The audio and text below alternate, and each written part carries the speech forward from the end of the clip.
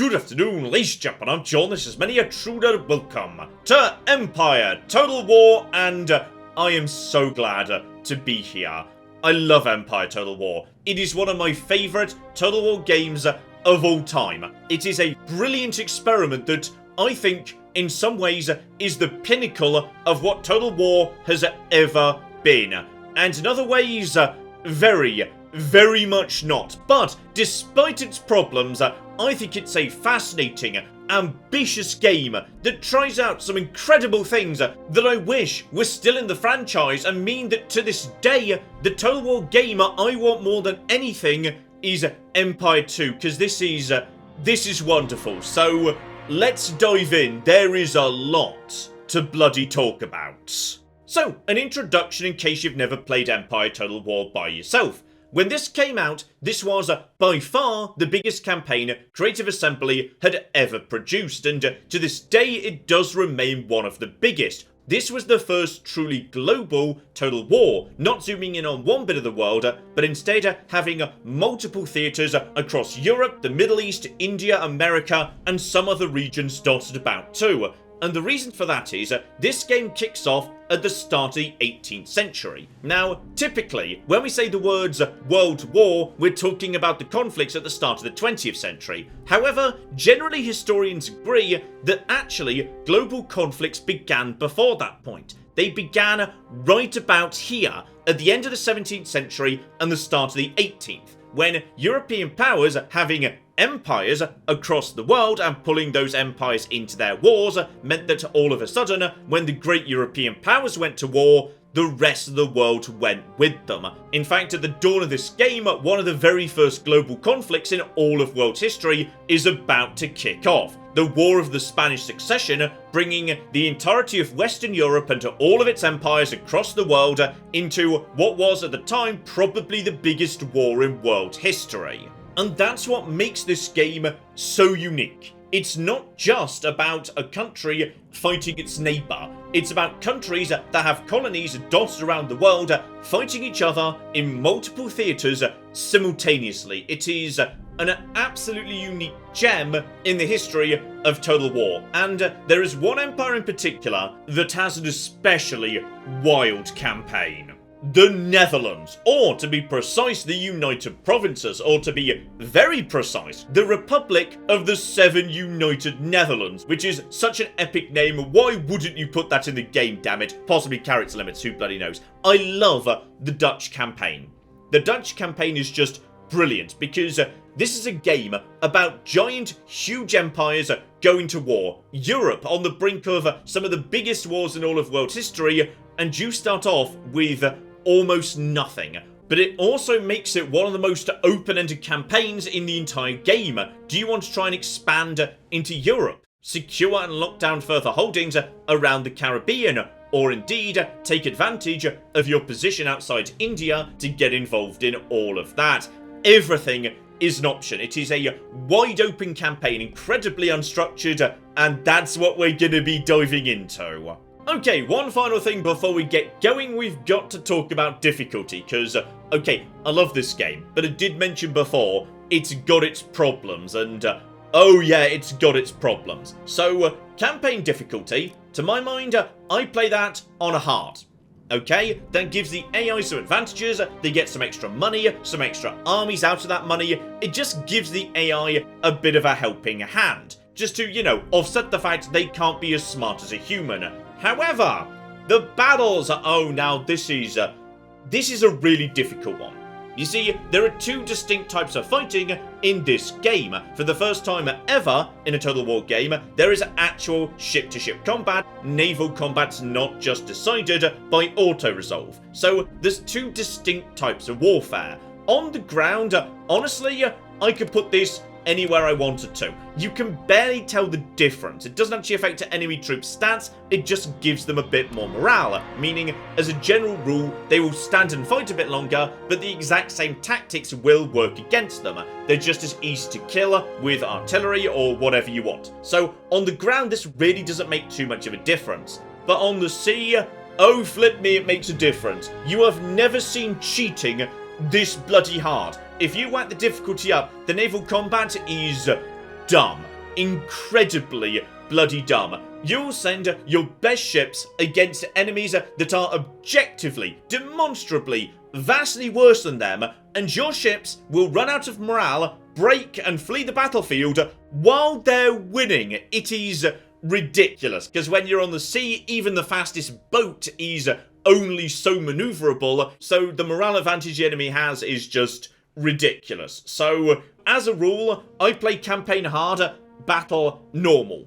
And I think that's the optimal way to play, because otherwise, naval combat just isn't enjoyable in the slightest. And one last thing I should point out, this is the basic version of the game. Now, I know there are various big overhaul mods. I don't actually enjoy them as much as the base game. I enjoy the base game as it is, and I want to talk about the base game and show it off, warts and all. Some of the big overhaul mods, they really change the flow and the feel of the game, and I love this game just as it is. So, okay, let's dive in, because, oh, this campaign is a thing of beauty. There we go, the Republic of the Seven United Netherlands, magnificent name, and seriously, I just need to stress to you how big this bloody map is. So we just cut through the Ottoman Empire, then we just cut through Middle East and Persia, down to India as well. And that's before we nip over to America, a bit of South America here, obviously all of the Caribbean, just cut through Mexico, skimming up towards Northern America. There's the 13 colonies, not the United States yet. We'll see if maybe those guys decide they might feel a bit independent down the line. Finally going up towards, yes, there's Quebec and various other Canadian little bits and pieces dotted around here. This map and this campaign is truly immense in scale. And honestly, it can feel a bit intimidating even if you're familiar with Total War. And when I first played this game, I wasn't immediately a fan. I played tons of Rome 1, tons of Medieval 2, and this didn't do it for me at first, because it's really, really different. You see, up to this point, and indeed in more recent Total Wars as well, the campaign has been a lot more structured. You start off, you've got an army, there's a logical target nearby. Oh my goodness, a rebel city. My goodness, that happened to create a province. The whole campaign is very structured to lead you in a particular way. There's nothing to stop you just going off and doing your own thing, but there's clearly an intended path that the game lays out for you and supports with missions, rewards, all the rest of it.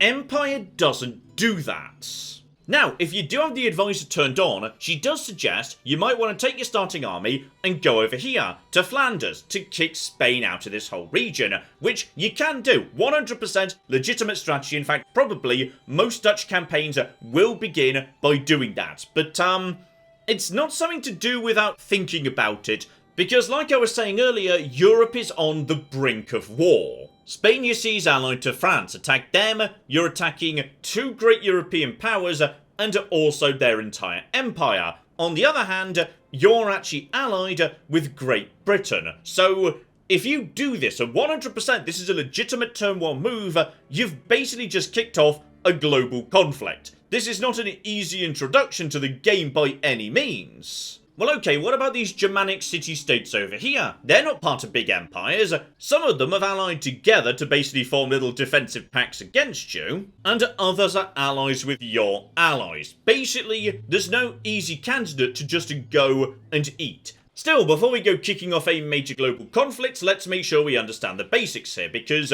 my empire is scattered all across the world, and each bit of it does something very, very different. So, here we go. Amsterdam, the centre of the empire, the seat of my government. 2 million people live here, and this is a very nice, wealthy area. Now, this might look a bit unfamiliar to you, just because, yes, cities are a bit, decentralised in this game. Rather than everything being located inside the city, various buildings that do various specific distinct things are scattered around the province. Maybe in some ways a precursor to the province system of modern Total War. This means for the most part your capital handles military recruitment, so your core barracks is going to be located there. Your seat of civilian government that handles public order and how much tax you can get out of the area, together with recruiting militia troops who are cheaper but also much worse. then you've also got the ability to make, say, cannons, improve your walls, make your navy a bit better, or indeed further public order if everyone's being a bit unhappy with you. And then next door in this town, which is marked as wealthy, we've got a weaving industry. So this town produces a lot of wealth, and thus a lot of taxation. We've also got a port right here. This is a wealthy port as well. Even more money coming in. We've got some farms over here. This farm is a little bit developed already, producing even more to region wealth. As I say, that feeds through into taxation. And this over here is, that symbol meaning you can build something here. So this is fertile ground that could be a farm for only 300. Sure. Why not? I see no reason why we wouldn't have an extra farm. So you're probably thinking, oh my goodness, what a beautiful, prosperous city this is. Why do we even need an empire when we have got such riches on our doorstep right here in the Republic of the Seven United Netherlands? And there's a bit of a sting in the tail to this story. You see, if we go over to the list page right here, you'll notice that, Amsterdam, population just shy of 2 million, has slightly less taxable wealth than one of our provinces down in South America. Population just over 3,000. This is why you need Empire. Empire is small, it is underdeveloped, it can be very hard to keep hold of and leave you overstretched, but bloody hell it could generate some money. So in the case of Paramaribo right here, this isn't going to be developed like a city. You don't have so many options. This is just, say, a little administrative outpost in order to manage the local industry. So you can't really do much aside from upgrade the central building or choose to defend it with walls if you want to. Because the beating heart and soul of this place is not the city itself, it's the mines on this occasion. So, an open gem pit generating 1,000 to regional wealth. Then we have got a gold mine, 1,500. And there's more. This place isn't even fully set up yet. So, yes, there is also a lovely, lovely small sugar plantation right there. We've not even set up a timber yard. So, that's another 625. Abso-bloody-lutely, we're building that right now. And the gem pit can even be upgraded. Though, we're going to slowly start annoying local people. Yes, industrialization does lead to unhappiness, but 100% upgrade this location. This location is brilliant. I am burning through my starting money. A bit on the fast side, it must be said. So, with that done, I know what you're thinking, part 2. Well, John, this beautiful territory, producing giant piles of money, and Amsterdam, with its brilliant industries, they're clearly the breadwinners of this empire. We don't need those other two. Just toss them out onto the junk pile. So, they do something very different. So, just around the corner on a few islands off the northern coast of South America, say hello to the town of Punda. And, oh dear, these guys have got no mines whatsoever. They generate almost no wealth. There's this tiny, tiny weaving industry, but yes, this town is very poor. So, no matter how much I upgrade this weaving industry, it's just not going to make that much money. Some towns are just more or less suited to having industry in them. But what it does have is sugar. This is a trade good, and trade's kind of important. And I say that because despite the fact we have got two ridiculously profitable high-tax territories, trade generates more money than tax by about 50%. And I'm so glad we've got to trade, because I'm just going to go and say it right now. Empire Total War has the best trade system in the entire Total War franchise by a bloody mile, and it is a travesty that they simplified it back down after this. This system is brilliant. But to understand it, we have to do a quick history lesson. Yeah, that's right, you're going to get educated whether you like it or not. So, let's talk economic theory of the 18th century, which is to say, back in these days, trade was kind of regarded as a form of economic warfare. If you could sell your goods to another nation, then what happened is money, in the form of actual precious metals, gold and silver, has left the other country and come into yours. You're basically winning a form of economic war, because you're the one that's got the gold now. which leads us to empire, colonies, and luxuries, because there's a whole bunch of stuff that Europeans just simply could not grow in Europe. There wasn't the right climate for it. So as a result of that, if you could monopolise a luxury good from elsewhere in the world, well then all of a sudden, you've got something that you can ship to all your neighbours where their citizens have no choice but to pay money to you and your traders to get hold of the goods, and then your nation's winning the unstated economic war. So let's join a lump of sugar on the amazing adventure it's about to go on, starting here in the Caribbean. The sugar gets grown in this small colony. It then gets taken from the town centre along this road to this port. This port is now going to ship it back to my capital. And you can tell that that's what's happening because the line is marked in green. So 312 trade value is going along that route. But it's not just you, of course. In fact, this trade route has way more value coming from Spain, because Spain owns Cuba and a whole bunch of other islands too. So Spain has a huge amount of value coming along this line. The sugar then makes its way up the green line and makes it back to port, having also to go along this road right here. We now package it up and market as, you know, special elite 100% pure Dutch sugar, huzzah, and we ship it back out. Specifically to anybody we've got a trade agreement with. The number of trade agreements you can maintain being a function of the development and number of your ports. So you see here, right outside the port of London, which is marked as Greenwich, we have got ourselves, yes, United Provinces, 1,366 value is going along this here line, because we're selling our goods to Britain, because we've got goods they don't have.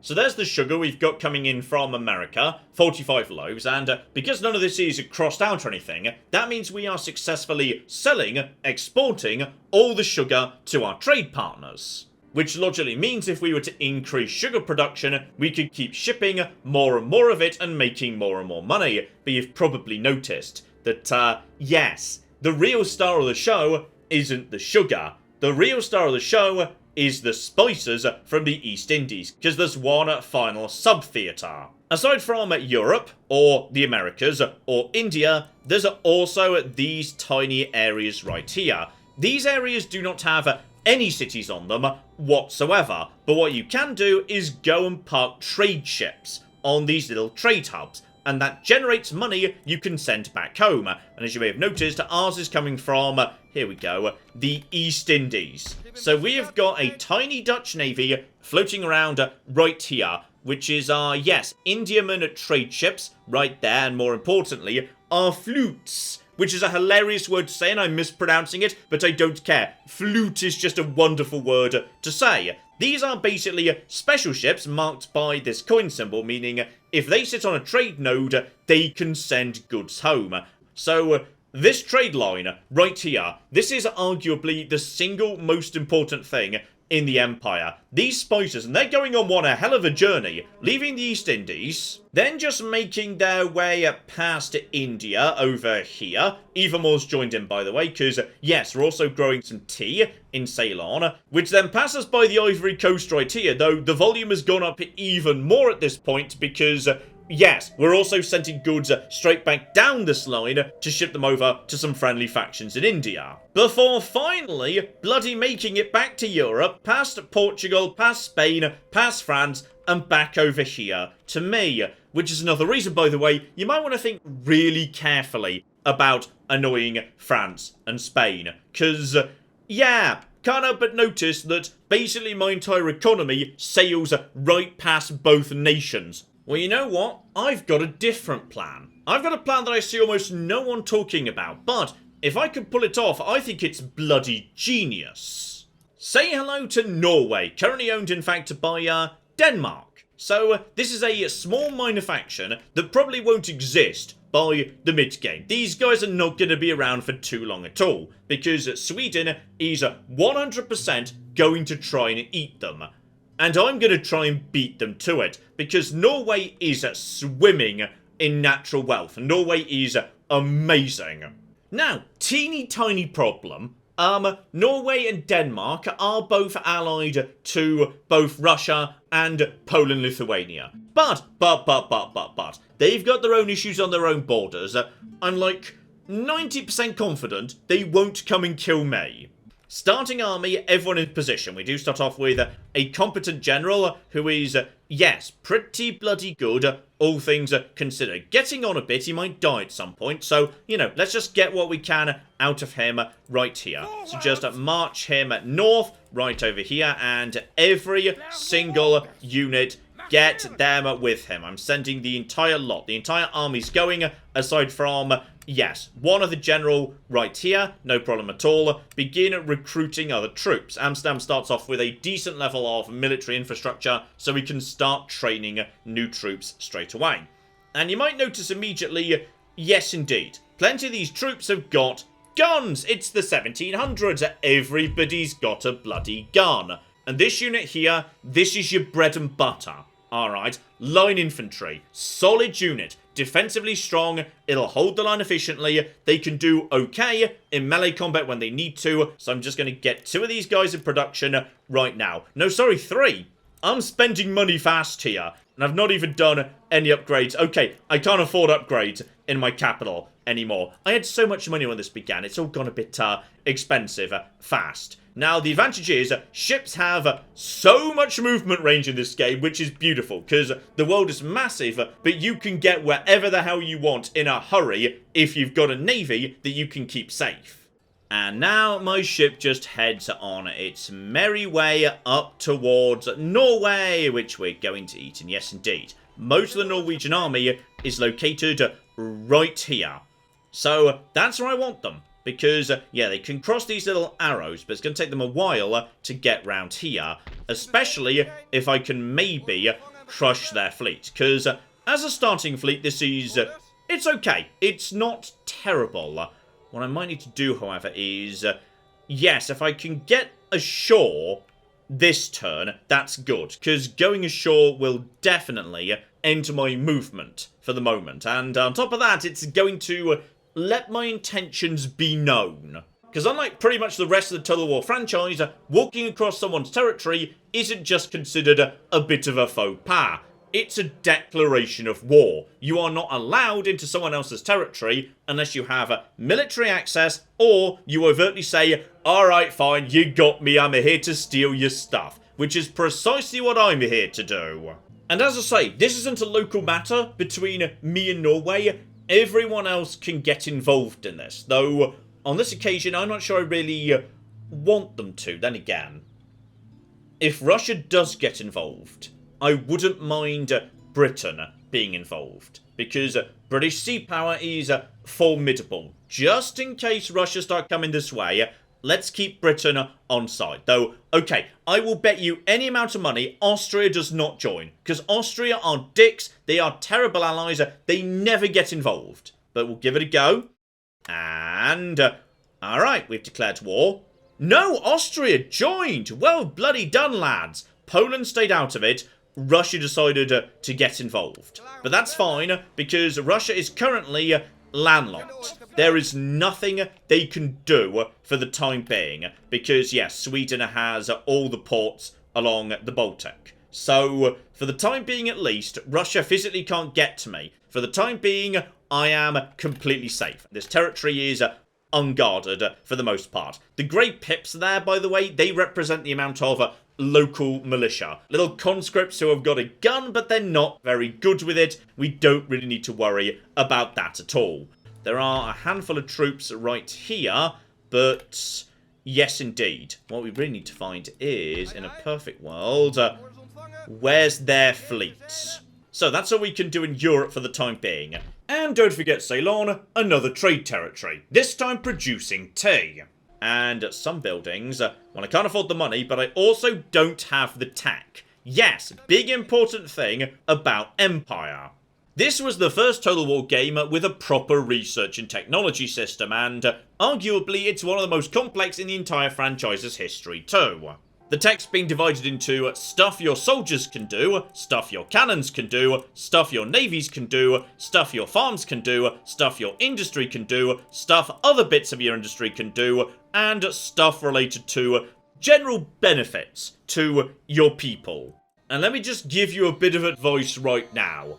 Canister shot is hilarious. Okay, we're gonna be wanting that sooner rather than later, because in this game, the number of troops you could train was not huge. However, the amount of variety that could exist between those troops, how they got better as the game progressed, that was the real golden bit of this game. Two identical units on paper, because they had access to different technology, different tactics, different formations, could do vastly differently when they faced each other in combat. But you know what? I'll actually spend my last tiny bit of money upgrading, yes, the governor's building down here in Mine Central of Paramaribo. Because upgrading this building gives you more tax, and tax is a very, very sexy thing coming out of this area that I'm about to start upgrading with more and more mines. But, oh, here we go. Right, here's the bit you were all waiting for. Can't help but notice there's some pirates over there.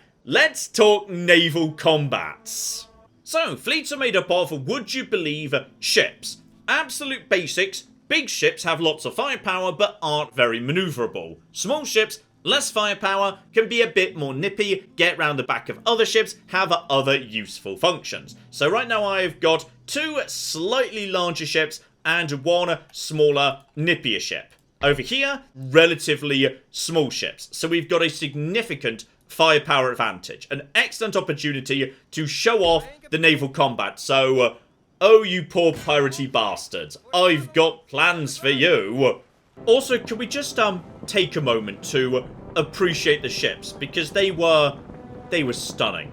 They were absolutely bloody beautiful. So, say hello to my ships. This here is my Admiral's flagship. It's called a 5th rate, which sounds really bad, but under the current circumstances actually means pretty good. As that number gets lower, the ship gets bigger and heavier and more exciting. This thing is pretty tough, and you can see here it's got a couple of banks of cannons, so it's pretty well armed. Specifically, 48 guns, 24 either side. Meanwhile, over here, we have got the 6th rate, which, as you can see, bigger number means not as big a boat. Only 32 guns, 16 either side, together with 95 crew versus 133.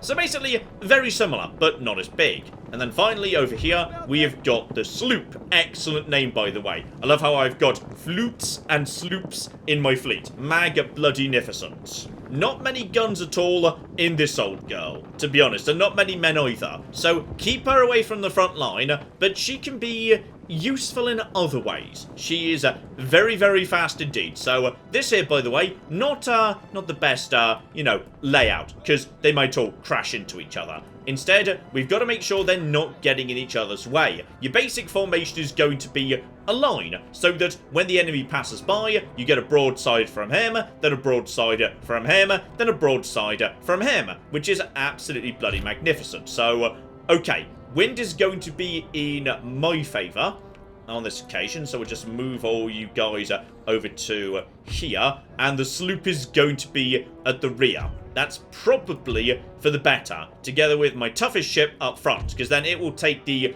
initial knocks. It's got the hull strength for it. So, alright, just look at it. It's so beautiful. The water was really nice too. Like, if you consider how old this game is, the water and the boats are stunningly pretty. To this day, this looks very attractive. And this is completely unmodded. This is the basic vanilla version, and it is gorgeous.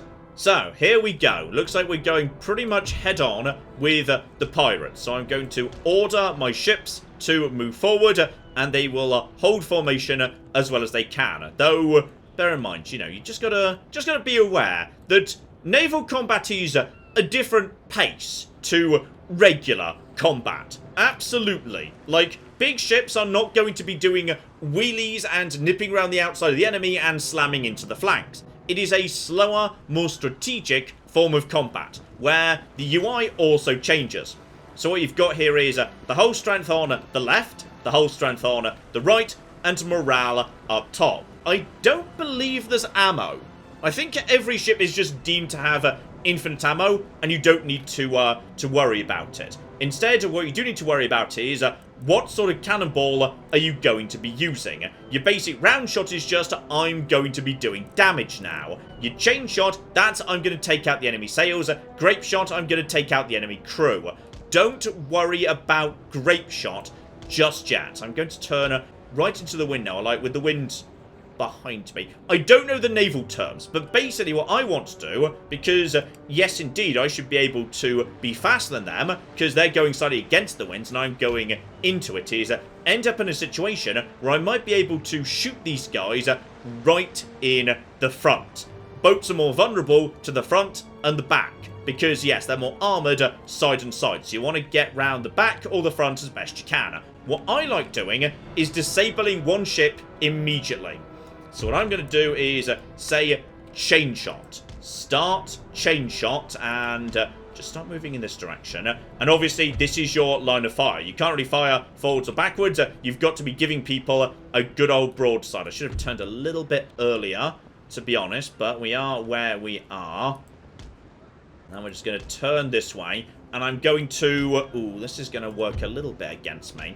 Okay, I'm just going to tell these guys to fall back a tiny bit. Just so, there we go. They got the first shot. That's fine. I want to get the shot on this guy. And I'm using... There we go. I'm using my chain shot. So you see there, his sails are being badly damaged. This is what I want right here. I'm going to move into this direction at this point. And now everyone is going to be better lined up. I want to bring down this guy's sails. In fact, how are you doing right now? Looking a bit... Yeah, looking not great. He's just firing standard round shot. That's fine. My front ship can handle this. My other ships are coming in. And my sloop's staying towards the rear of the fight, which I am absolutely fine with. Guys, just keep on keeping on. In fact, if anything, this way. Oh, double massive shot on that guy. The enemy don't like their mast going down. Like, firing on them normally, that's one thing. But, oh, that was definitely a good hit on the mast right there. Destroying their mast is one of the best things you can do in terms of knackering their morale. It does less damage to them, but it does do a lot of good work. And in fact, what I'm going to do now, I'm going to turn into the wind and I'm going to go straight through them. Because this is now a really weird angle for them. Maybe this guy's going to get one shot at the front of me, but I'm going to get one good shot at this guy with that. Look at that. His morale is in trouble already. This is not a move they were expecting, but now I can shoot them in the front and the back straight away. So we're just going in. There might be a bit of a light tap here. We're going for a slight ram. We weren't really meaning to do the ram, but we're doing a bit of a ram. And now after the ram, we're going to immediately fire. The actual troops on board are firing as well, which is excellent. Are you ready with this side? You are not ready on that side, but now we're just shooting them. Honestly, at this point, guys, go over to normal cannonballs, and that is fine. That's going to be... Oh, he's in trouble. He doesn't like it. He's routing. He's straight out of here. This move has been genius right there. So now we're just going in, and we are firing at him like crazy. Now, I'm going to send my sloop, if I can, to go and deal with this guy. He's routing. So, we're going to say, Mr. Sloop, you go take care of that and board him. Because he's routing, he will offer no resistance. My other two ships, you get into position, just turn yourselves around and take care of this. There we go. That ship has now surrendered. So, that is good. It's not sunk, it's not run, it's surrendered. Meaning... all of a sudden, that's going to lead to some good opportunities when this fight is over. You turn away so this guy can get a shot. I don't really want, yes, you being out of range. In fact, turn this way. Turn. Let's get a good shot. There's some good shot. Let's take out some sails, damn it. I enjoy taking out the sails. In comes a big hit right at the front. Oh, ho, ho! It's gorgeous. It's just gorgeous. It's not even fair. I'm bringing big ships to a tiny little paddling pool. It's just not fair to these poor bastards. You've surrendered. Good, you've surrendered. Well done. So, okay, we've now got two ships that have formally surrendered. And that's really what you want more than anything. For one very important reason, by the way. Double fire coming in right now. Double fire coming in right now. They don't like that. Morale shocks if you can just keep firing on them at the same time over and over. There we go. He's off. That was actually a clean sweep. Every single one of them has surrendered. That's perfect. That 100% is what you want. Because now you've got choices. If I want to, I can say, okay, those 3 ships, they were not sunk. So I am having them in my navy. Though bear in mind, you do have to, pay for that. But I'd say it's worthwhile. So we've got 2 new brigs, 1 new sloop as part of the fleet. So I've now got a fleet of 6. And, okay, it's only a matter of time till war with Spain. Doubling the size of my fleet right now, not a bad call at all. Though bear in mind, of course, we did shoot them, like, a little bit. So it might be worth maybe, just maybe, sending these guys back to port for some repairs. Okay, total cost would be about 481, so go on, why not? We will cancel that upgrade just for the moment, because yes, indeed. I'm having a full-strength fleet, and you can't stop me, so begin repairing. You can only repair fleets if you're actually in dock. So, key upgrades done across the Empire, fleet doubled in size, and I have declared war on Denmark. That's a pretty damn good first turn, I'd say. Right, let's keep an eye on Britain and what they're doing, because I've kind of pulled Britain into this war too, so they may or may not respond. Obviously, Britain, their key thing is they've got themselves a big-ass fleet. France is also just wandering around.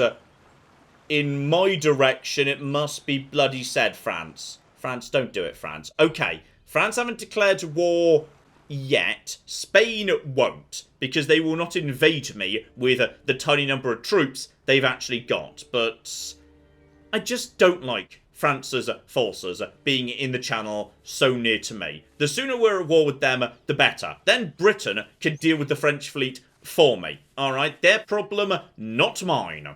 Oh, and speak of the devil, here comes the Danish fleet. Now, this is going to be a bit more tricky. They're coming in with a fleet that is broadly the same strength as mine. So 2 bigger, much stronger ships together with 1 sloop. In fact, they've got me a tiny bit outgunned in a way. I've got myself, yes, a 5th rate right here, together with a brig and a sloop. They have got a 5th rate, that's their admiral. The sloop, they've also got a 6th rate. Now, I don't have a 6th rate. Instead, I have got the flute, which I'm just going to keep saying like that, even if it's wrong. Now, the flute is a trading vessel, but it's also got some good defense on it. So, speed 15, maneuverability is low, hull strength is... Actually, that flute seems to be... Yes, that flute should be quite capable of taking these guys out. This is one of the special units that the Dutch get. The Spanish get the galleon, the Dutch get the flute. Where, yes, it's a ship that can both trade and fight. Normally, you kind of have to choose between good at trading, can't really fight, good at fighting, can't trade at all. So, yes, the trading nations get some special ones that can do a bit of both. So, okay, we're going to be trusting in the strength of the flute to keep me alive. Okay, lovely sunny day, and here's the flute. I enjoy the flute. It's a bit skinny. Right, standard line of ships again, and on this occasion... Okay, this is interesting. So we've started downwind of them, so we can just gently head, adjacent to the wind. That's absolutely fine. If we're lucky, we might be able to get some shots in at them as they come in. Now, of course, one thing you do have to keep in mind is how far do you want to capture ships versus destroy them? Because focusing on disabling them and then all the rest of it, that can be useful, absolutely, especially if we've got war coming with France and Spain. Capturing a big ship can be great, but there is one downside, which is if you're trying to capture them and they're not trying to capture you, they're just trying to murder you by, firing cannonballs at you rather than disabling your ship, potentially you can end up in a very bad situation indeed. Your ships end up really badly damaged, and all of a sudden your fleet's just sort of naffed off. On this occasion, I would say, what have we got? 6th rate up front, sloop, then admiral at the rear. If we could knock this ship out immediately, the 6th rate, just knock it straight out of the fight, maybe disable it, by taking out its sails. Then we go over to cannonballs pretty soon afterwards. So all ships, chain shot for the initial exchange at the bare minimum. And looks to me like here comes that initial exchange right here. Oh, I love watching the chain shot just tear apart their sails. Sadly, you can't see just how effective it is against what they've got. But it's time to move into position. You guys just keep on keeping on, if you would be so kind. I want to lay down as much fire as we can get away with on that ship. You guys turn. You should just be in range. There we go. Chain shot number 2. Excellent job, and not demastered just yet, but work in progress. Where are my little ships? We're keeping them round the back for now. There is round 2, and if we're lucky, third round should... Oh, there it goes! There's a mast gone. So they are down a mast. They've also lost a handful of guns already. So what we want to do now is stay ahead of the rest of the fleet. The rest of the fleet just wants to be moving on as fast as possible. Turn into the wind. Stay ahead of them. I don't want this ship firing on me. But at this point, this is going well. Right now, this ship is doing nothing. Their principal ship is just standing there, not doing a thing. What's happening over here? These guys, their sails are a bit tattered. They've lost 2 guns. That's not their best ship. You've lost almost half your guns immediately. And now we're going to start shredding your ship in general. So this ship has got a good shot. This is going beautifully. Right now, their biggest gun isn't firing, which is just absolutely precisely what I want to see. But the hull on this side of this ship is now looking in trouble. They're starting to turn. They are starting to turn. Okay, that's interesting. Turn a little bit to match them. Alright, just keep on keeping on. Round in this direction. You should be ready to fire. There we go. And if we're lucky, we can take down another mast. Oh, come on. Take out another mast. Let's demast him. Oh, you're looking dicey, buddy. You're looking really dicey, actually. Okay, you know, I'm going to prepare a shot right from the front. I'm going to prepare a shot right up the front of him. Right here. Let's see if we can just... I think he's sinking. I think he's sunk. This guy now needs to go down. He's lost most of everything at this point, and it's time to open fire on you. Sloop, you stay focused on the chain shot. We've got one of them out immediately, which is good. My flute is currently the most exposed ship. Turn and give them a broadside. Everyone who's got a broadside to give, toss it at them. And, okay, they are targeting... Oh, you've taken a few knocks, buddy. My 5th rate is a bit dicey. I'm going to bring him around, actually. Yeah, I'm going to bring him around this way. Now it's 3 versus 1, broadly. In fact, 4. In a moment, just get over here and open fire. You've got a nice little opening right there, buddy. Nice little opening right there. Just anytime you're ready. He's not got much. And 8. Turn it. That was way off, but it might just clip 1. Yeah, just clipped 1. It's fine. Okay. Guys, keep on keeping on. Honestly, just lay down the fire. This guy is he routing or is he out of here? Is he? He's routing. You've definitely sunk, buddy, which is good. So we might come back later. I could send, yes, the sloop to go and capture him, but that's the 6th rate. He's back. He did come back. Okay, turn and lay a bit more fire on him. In fact, you know what? Get over here, lay the right broadside on him, and then turn around and right up in his face, if you would be so kind. He's not going to enjoy this one little bit. He's not going to enjoy that one little bit. He did not enjoy that. Ho-ho! And he's not going to enjoy this next bit either. Right, turn her around. Turn her around. Turn her around. We're going right up here, and now we're going to go the other way. We're going to turn her. Oh, you're turning this way too. Turn around this way in just a moment. Yep, there we go. This is going to be a lovely shot if we haven't already got it. On this side, let's just get right down for this. This is going to be beautiful. That's the flute right there. The flute should be ready to fire in a matter of moments. You're struggling a little bit. You've definitely been fired upon. You've broken, actually, you coward. You are routing again, and we should have some good shots up the side of you. Yeah, now we can just basically lay down the fire wherever we want to. Right up the front, right over there. You over to here. There's some more shots for you. Is everyone now firing normal cannonballs? Probably that's the best option. And I think finally their Admiral is going to have had enough in a second. He doesn't like that. He doesn't like that one little bit. And didn't actually remember to fire with you, but fine whatsoever. I'm sure it's all going to be a-okay. And we're going to continue. We're going to continue because if we're lucky, we might be able to capture some of these ships. And oh no! No, my sloop, I think he bloody sunk it at the last second. Oh, guys. Guys, I'm so sorry. Don't worry, we'll replace you with a much better ship. Speaking of which, here is the routing at 6th rate. But the benefit, of course, of taking out their rigging before the actual proper fight begins is they can't flee as fast. So, okay, this ship is not in good shape. Lots of people looking a bit wounded, but give it a moment, we'll be fine. And there we go. With a quick pass by, they instant surrender. So that 6th rate should now be mine. And there we go. The Iris now belongs to me. And obviously, he's sending his troops back to the actual city. But seriously, that will not be a problem. We can easily handle 2 troops together with 2 bits of basic garrison.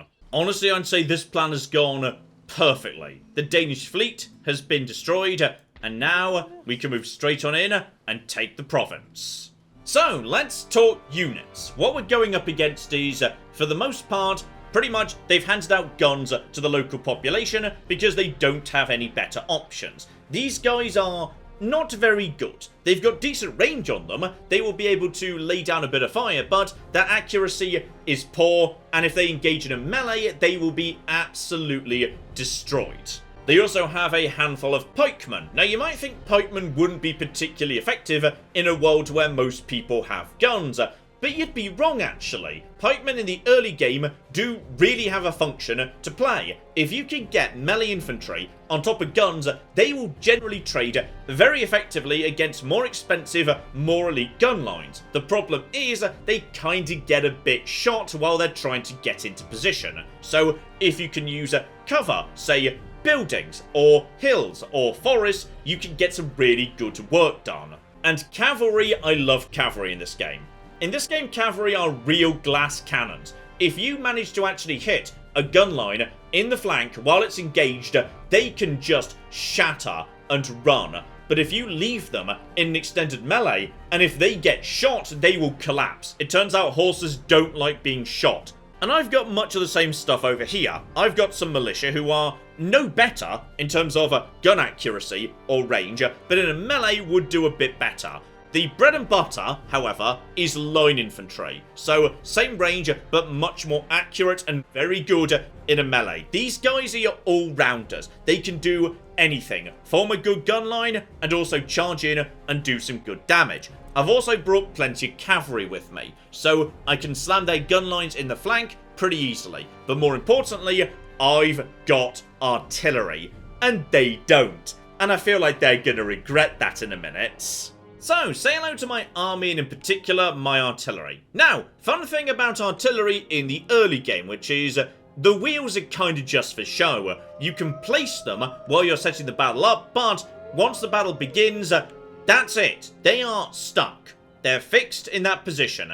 These guys hit like a truck, but they can't move up to the enemy. They make up for it, however, with a downright ludicrous level of range. So, yeah, from their starting position all the way over there, they can hit right over here to the edge of the town. Now, this is a bit of an unlucky starting position for me, in a way, because, yeah, I don't have a great shot at the actual town itself. There's a bit of a rise in the hill over here. So, my artillery might be of limited utility during this fight. In fact, actually, you know what? From here, they're going to have a better shot. So I'm going to deploy the artillery on the low ground, because of the bare minimum, they can at least, yes, see the town from over here. Next up, gun lines. So you're going to have to unlearn some stuff for this. So, step 1, this is bad. You don't want to do that, because right now, gun lines, what they do is, these guys at the front, they can shoot. But, what about the guys behind there? And the 3rd row, and the 4th, and the 5th. They can't shoot without shooting someone else in the back, which fortunately, they are smart enough to not do. gun lines want to be stretched out pretty bloody thin. Cavalry's job much of the time, meanwhile, is to go and assassinate the enemy cannons, if they've been left unguarded, which is something you do need to definitely figure out as you go into the fights. And finally, the footmen, the pikes, the big damn heroes who can go toe-to-toe with just about anything and do very cost-effectively. These guys are really effective, though, do you want to know something really weird? As far as I'm aware, pikes do not gain any bonuses versus cavalry.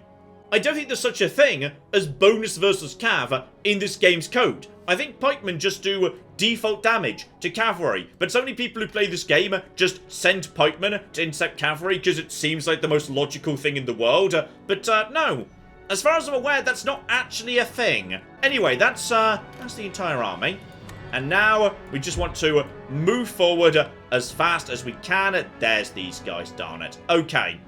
My cannons probably would have done better on the high ground, but we'll just tell them to fire at will. They can do whatever they want to do, and bare minimum, we've got cover and whatnot over here. Though actually, if my cannons do start firing, they might shoot my guys. Friendly fire, 100% a thing.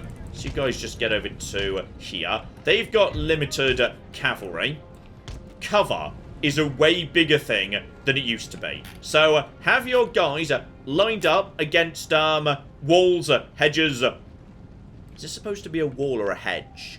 Like, it looks like a wall, but the texture's way more hedgy. But apparently it works as cover. So have your gun lines set up right over here. If you can, go and secure buildings. Buildings with this symbol you can just break into and shoot out of. And it's really, really cool and badass. But on this occasion, they're sending their cavalry up ahead. Alright.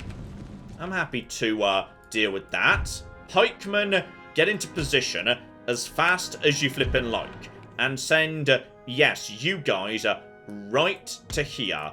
If you're even allowed to use this cover. This may or may not be a wall. Some walls you can use, some walls you can't. That's a wall!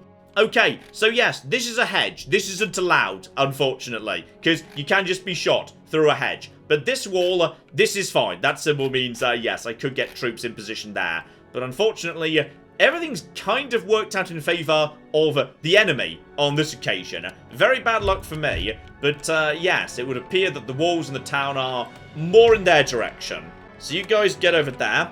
Let's make sure we've got my own cavalry ready to go as well. Are they really just charging my cavalry with theirs? Because if they want to, even though there's no bonus versus cav, no, they're backing off. They're backing off. And my cannons are opening fire. My cannons thought they had a shot, but artillery is devastatingly powerful, by the way. But on the other hand, it is incredibly inaccurate. It will feel so weird to you if you've only played, say, the Warhammer games recently. Because in those games, seriously, artillery can just nail a single guy on foot from a million miles away. It's really bloody weird. But no, in this game, more sensible rules apply.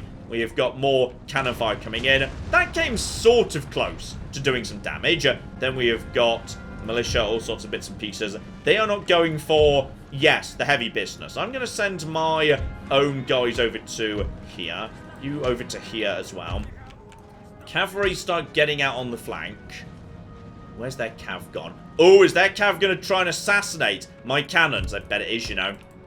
Deploy someone back over towards my cannons to assist. And as for you guys, open fire on the cavalry as best you flipping can. Momentarily, the gunfire will begin. There we go, scaring them off a little bit. So, these are just my militia. They will do perfectly competently. That is pikemen. So, pikemen are going to try and come in. And we are going to open fire with our lines pretty soon. So, okay, that's all absolutely fine. Where's that cav? Backing off. Alright, so now we've got ourselves... Yeah, there's my own footmen. These are firelock armed guys. Honestly, just send these guys forward over here. Engage as best we can. That is a unit of pikemen right there. My militia can do a competent enough job. So my pikemen are about to get shot by their line, but I'm sending my own general round the back. But yeah, these basic lads are not going to do too much. You see these guys have taken... These guys have taken a bit of a knockover here. but it's all absolutely a-okay. They're just kind of coming in nice and slowly. You guys just open fire as best you can. These are my line infantry. Sending my cavalry around the back over here. The old flank and slam in the back, 100% going to work fine. These guys are already, yep, they're broken. Because these are basic, terrible units. They're sending their own cavalry in. So now my units can start getting up the side over to here, which is a-okay. My cannons can just lay down the fire on this. You guys just firing at each other. Gun lines just fire at each other a lot in this game. So, militia firing at militia. They're going to be broadly tied. No trouble there whatsoever. And I've sent my own cavalry to go and intercept their general. General's bodyguards are somewhat better, but not super elite cavalry. Like, my basic cavalry is doing a good job murdering him. He's already down to wavering, and when he breaks, there's going to be trouble. And the general is fleeing. No need to pursue. Never mind, he's dead. Definitely no need to pursue. So, all troops now just head over to here, and they've pretty much given up. And with that, Norway belongs to us. Magnificent. Though, there's things we're going to be needing to do. Like, for example, right now our relationship with Sweden is... it's fine, but it could definitely be better. They're a little bit unfriendly at the moment, yes. So, we could do with chirping them up a bit. I mean, I can't help but notice they have got no allies right now. And... they're at war with Denmark and Russia. I'm at war with Denmark and Russia. Guys, how do you feel about being best friends? He'll do it, but only if I give the richest province in my entire empire. No, buddy. No. But yes, welcome to empire diplomacy. Region trading 100% allowed. And because of the nature of empire, it didn't just have to be adjacent territory to these guys. It could be anywhere in the world. You can sell some far-off colony out in the middle of nowhere as part of your diplomatic wrangling. Very often, if you need to make peace in a hurry, sacrificing a colony, 100% something you have to consider doing. A good starting point would be trading, but right now neither of us has capacity to actually do any trading, unfortunately. Both of us are at max capacity, so as we improve our ports, keep an eye on that. We might well want to get on with that going forwards. Right, drop a bit of money just at fixing up that beautiful territory, because it is not happy. And it's not happy in general, by the way, if we just go over to the people. Actually, that's not so bad. -1 and -1. Because yes, there is a proper class system in this game, where there are two distinct groups of people, with two distinct types of preferences, what they like and don't like. They have different names in different empires, but broadly just think aristocrats and workers. Different buildings and governments and actions and diddly-diddly-dee will make some of them happy and some of them unhappy. But what they both agree on is we don't particularly like being occupied by foreigners. So that's going to wear out over time, obviously. But if we want to as a starting point, we could just exempt them from taxation. Now, there are benefits to this region. In particular, this region is extremely Protestant, and I'm a Protestant empire. So there shouldn't be too many cultural problems in the long run. The downside is, for the time being at least, my army needs to stay here to help keep the peace. But, why did I go to all this trouble of taking out all these bastards? And excuse me. Hi. Can't help but notice you're in my port, mate. But yes, as I was saying, the reason I wanted to take Norway super early, as my second territory in Europe, is Norway is rich. Like, even now, at the start of the game, there is 2,000 wealth in this territory. That means there's almost as much taxable wealth here as there is in Amsterdam. And there's so much more we can do to make this place richer yet. Because yes, indeed, as I was implying earlier, tax in this game is really fascinating. And kind of numerically nonsense, but still fascinating. In pretty much every previous Total War game, and broadly in a simplified form in current Total War games too, tax is simply a function of population. Take number of people, multiply by tax rate, congratulations, there's your tax. Empire had a way more interesting system, which is you are not taxing people, you are taxing what the game calls wealth, but you might also reasonably think of as advanced economic activity. The idea being, it doesn't matter if there's a ton of people present. If all of them are engaged in, say, subsistence farming just to keep themselves and their families alive, you're not going to be able to get much tax out of them because they've not got any money for you to tax. Instead, what makes more sense is there industry? Is there advanced farming that you have invested in? So for example, there is a low-yield timber farm just north of the territory I have just taken over. So what that produces is region wealth, on this occasion at 625. And there it is listed up here with industry. So towns produce a tiny amount of wealth, just in general. I assume this is, yes, what I was just talking about. A handful of peasants who aren't really doing much, who you can't get much money out of. Then add in some mining, add in a port, and you get, in total, an amount of wealth that exists in the town.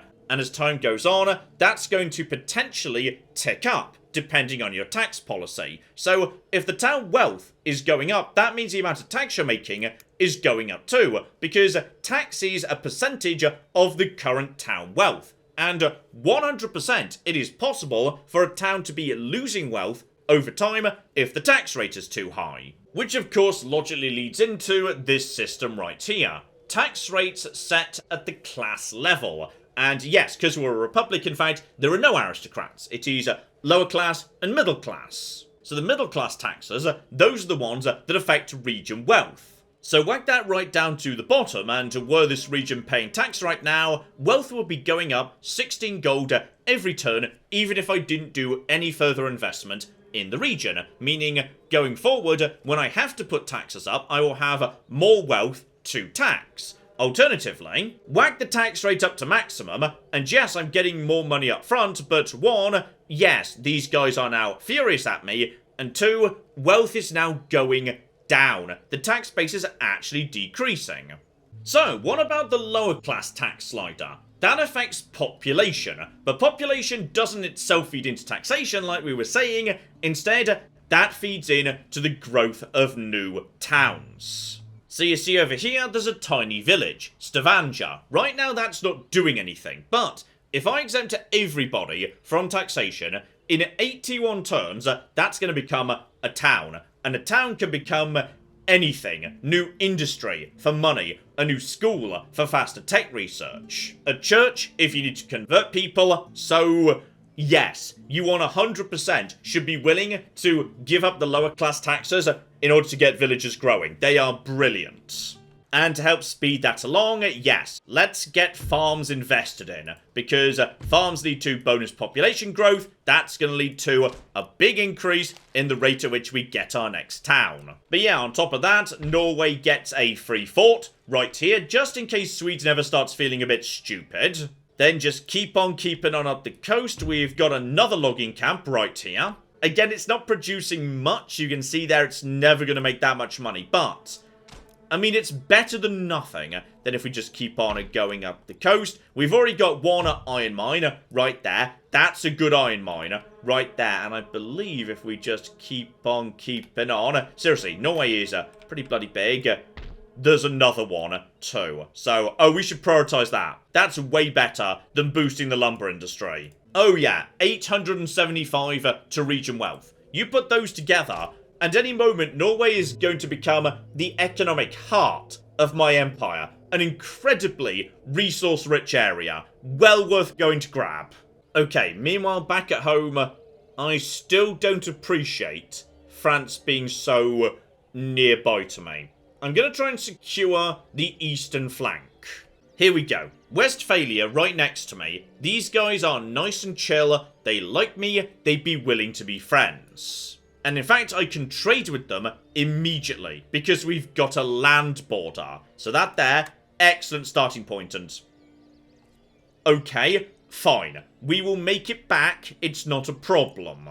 Although, you know what? I'm going to toss in the offer of an alliance and see if I can get it for free. Because I'd like to be allied with these guys. And good. Good. And then finally, Hanover. Over here. Because, yes, Hanover represent a very slim border between Prussia and Denmark. And I'm not sure whether I'm going to be able to go and get Copenhagen. Because Copenhagen is well defended. Much better defended than Norway was. So, yeah, that might be left to Sweden. But just in case, having my entire eastern flank nice and secured with friends, not a bad idea. So, Hanover, let's me and you have a chat. Because yes, they're nice and friendly as well. And we can trade with them. Beautiful. They were much happier about that than the Westphalians were. Now, if we're lucky, those extra alliances might make France think twice just in case they're planning something stupid right now. Okay, we've passed France's turn and I don't appear to have been attacked, so honestly, I'm going to take that as a massive bloody win. Sometimes France just jumps in and attacks you immediately. This time we've been a bit lucky, because if we've got a few turns just to make sure Norway calms down before getting the army home, better and better. And even better, my fleet from India has arrived at the West Indies. So, deploy my combat ships over in this direction. And then deploy, yes, 2 of my treasure fleets over to here. Because, yes, if you spread them out, 100% you make way more money that way. The only downside is, it does leave the fleets a bit more vulnerable. And thus, ladies and gentlemen, our adventure begins. We have opened with some high seas adventures. We have seized a good, solid number of ships. I will say that I am very pleased with. And we have secured Norway before Sweden could. Next time, who bloody knows what the future holds? Could I take Copenhagen? I mean, it's possible. That's a lot of trash. If I could maybe get, yes, military access from Hanover, and me and Hanover are friends, I could just walk reinforcements over there. Or I could spend my money building more of a navy, just sending out more treasure fleets, locking down more goods in the various trade theatres that exist all over the shop. And over in India, yes, the rising power of the Maratha Confederacy, sooner or later, is going to eat all of India and become pretty bloody terrifying. The Maratha Confederacy can become a nightmare in the late game. So it might only be a matter of time until I lose my opportunity to get into India. Taking some of this for myself could be a very profitable endeavour. So, a million different things we could do. As I say, this campaign is wide open. There are political revolutions to come. Independence uprisings. That is entirely a possibility too. Conflict across the entire bloody world. Welcome to Empire Total War, and our adventure has only just started. So hopefully you join me next time as we crack on and see what bananas nonsense we are going to get up to over the course of this series. But in the meantime, I've been John, this has been many a true nerd, and this has been the phenomenal Empire Total War. Thank you very much, and goodbye.